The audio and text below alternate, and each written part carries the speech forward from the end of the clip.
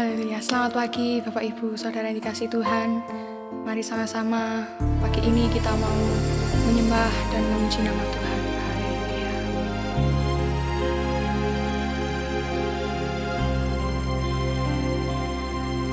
Terima kasih. Hanya Kau Tuhan di hidupku. Kau berikan hidup yang baru. Darah-Mu menyucikan, pulihkan hatiku. Ku nyatakan Kaulah segalanya. Engkaulah sumber pengharapan. Kuasa-Mu sanggup menyembuhkan. Jiwaku pun berserah hanya kepada-Mu. Yesus, Kaulah segalanya. Karena salib-Mu ku hidup. Karena salib-Mu ku menang. Engkau yang berkuasa sanggup untuk melakukan mujizat-Mu. Karena salib-Mu ku hidup. Karena salib-Mu ku menang. Engkau yang berkuasa sanggup untuk melakukan mujizat-Mu di hidupku.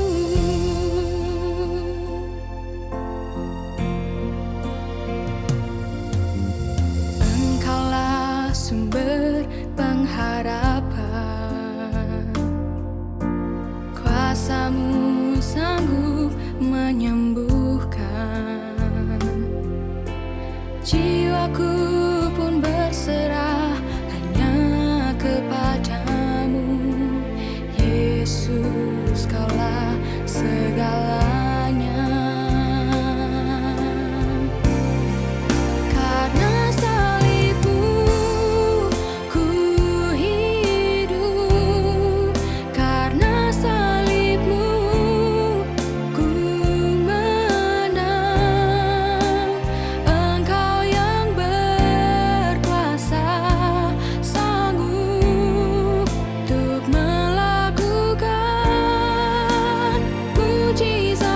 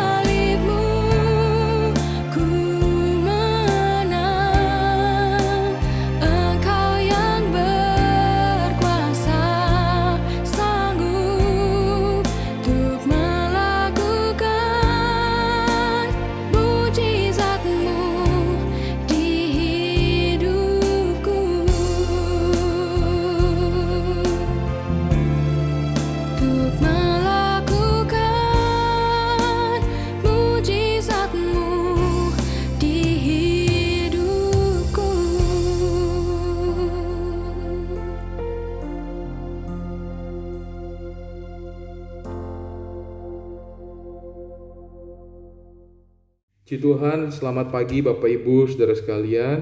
Senang sekali bisa berjumpa kembali melalui program Morning Worship pada pagi hari ini. Saya akan membawakan sedikit renungan firman Tuhan yang saya ambil dari Injil Yohanes pasal yang ke-14 ayat yang ke-18 ya. Bapak Ibu mungkin sering sekali mendengarkan firman Tuhan ini, tapi sekali lagi saya akan bacakan. Aku tidak akan meninggalkan kamu sebagai yatim piatu, aku datang kembali kepadamu. Ya. Kalau kita mau mundur sedikit lagi, di ayat yang 16 Yesus berkata kepada murid-murid, aku akan minta kepada Bapa dan ia akan memberikan kepadamu seorang penolong yang lain supaya ia menyertai kamu selama-lamanya. Ya. Kalau minggu lalu kita merayakan hari Pantekosta, hari di mana pencurahan Roh Kudus, ya. Jauh sebelum hari raya Pantekosta, ya, di mana murid-murid menerima kuasa, menerima kepenuhan dari Roh Kudus, Yesus pernah berkata kepada murid-murid bahwa Dia akan memberikan seorang penolong, ya. Bahkan kalau kita perhatikan di ayat 18 dikatakan bahwa aku tidak akan meninggalkan kamu sebagai yatim piatu, ya. Berarti Roh Kudus atau penolong itu dia akan mengajarkan atau dia akan membimbing, ya, seperti orang tua, ya. Seperti Allah Bapa yang kita sembah, dia dulu menuntun bangsa Israel, ya. Seperti Yesus, ya, yang menuntun murid-murid untuk mengerti kehendak Bapa, dan pribadi daripada Roh Kudus ini juga mau, ya, atau mempunyai sifat seperti orang tua yang ingin membimbing, menuntun. Ya, Bapak Ibu, kalau kita lihat di dalam Amsal pasal 15 ayat 5 dikatakan orang bodoh menolak didikan ayahnya, tetapi siapa mengindahkan teguran adalah bijak. Ya, bahwa Tuhan memang menyadari, ya, orang-orang percaya pun juga masih banyak kelemahan, perlu dibimbing. Bahkan dengan spesifik dikatakan, aku tidak akan meninggalkan kamu sebagai yatim piatu. Ya. Dia akan menolong, dia akan membimbing. Ya, bahkan kalau kita melihat Amsal yang saya bacakan dikatakan siapa yang menolak didikan ayahnya, ya, itu adalah orang bodoh. Tetapi siapa yang mengindahkan teguran adalah bijak. Jadi ada satu keinginan bahwa orang-orang percaya bisa menjadi bijak, ya. Perlu, gitu ya. Sangat perlu, gitu ya. Ya, karena kita tinggal di mana dunia ini sangat menguasai, ya. Keinginan-keinginan daging itu ingin menguasai orang-orang percaya, ya. Banyak kelemahan-kelemahan itu ingin menggerogoti kita, bahkan dosa itu terus dihadapkan kepada orang-orang percaya, gitu ya. Ya, seperti domba yang dikatakan ada di tengah-tengah serigala, ya. Nah, bagaimana kita bisa menjadi bijak? Bagaimana kita bisa mengerti, ya? Bagaimana kita bisa terus dibimbing, ya. Ya. Yesus pernah berkata di dalam di Injil Yohanes pasal 14 ini bahwa aku tidak akan meninggalkan kamu. Aku akan memberikan seorang penolong. Nah, inilah yang menjadi satu boleh dikatakan keberuntungan, boleh dikatakan kasih karunia Tuhan yang begitu melimpah, ya. Dia memberikan pribadi yang lain yaitu Roh Kudus. Kalau kita lihat di dalam Yohanes pasal 14 ayat yang ke-26 dikatakan tetapi penghibur yaitu Roh Kudus yang akan diutus oleh Bapa dalam namaku, dialah yang akan mengajarkan segala sesuatu kepadamu dan mengingatkan kamu akan semua yang telah kukatakan kepadamu. Jadi sangat besar kuasa daripada Roh Kudus. Bukan saja berbicara pada waktu zaman murid-murid, ya, tetapi apa yang dikatakan perkataan Yesus melalui firman Tuhan, Injil, itu ya, akan dihidupkan, akan diajarkan, akan diingatkan, ya. Seberapa banyak kita mungkin pernah merasakan, ya, mungkin pertolongan Tuhan dengan Tuhan memberikan satu ingatan, memberikan satu perintah atau peringatan, ya, mungkin melalui firman Tuhan yang kita renungkan atau firman Tuhan yang kita terima waktu kita mendengarkan firman Tuhan di gereja, atau kita mungkin selalu membaca firman Tuhan setiap hari dan kita merenungkan, oh, ada hal-hal yang boleh dan tidak boleh, ya. Nah, itu akan menjadi hidup ketika Roh Kudus itu tinggal dalam kehidupan kita. Ya, Bapak Ibu, ini sangat penting dan seharusnya ya saat setelah hari Pantekosta di mana Roh Kudus itu dicurahkan, kita tetap dalam kepenuhan Roh Kudus. Kepenuhan Roh Kudus kita terus bersekutu, kita berdoa, ya. Berdoa sampai kita kepenuhan Roh Kudus, sampai kita berbahasa roh, sampai kita juga bisa merenungkan dan melakukan firman Tuhan. Ya. Jangan lupa Bapak Ibu untuk tetap menjaga hati, gitu ya. Sama seperti seorang anak kepada orang tua, kita akan selalu mentaati, ya. Kita akan selalu mengingat apa perkataan orang tua. Kita menjadi orang yang mau dididik, ya. Jangan seperti orang yang bodoh, ya. Bapak Ibu, mari kita kobarkan terus, ya, api, ya, atau Roh Kudus itu tinggal dalam kehidupan kita. Supaya apa? Supaya kita bisa terus diajarkan dan selalu diingatkan, ya. Manusia punya kecenderungan kedagingan atau hawa nafsu yang berlebihan, ya.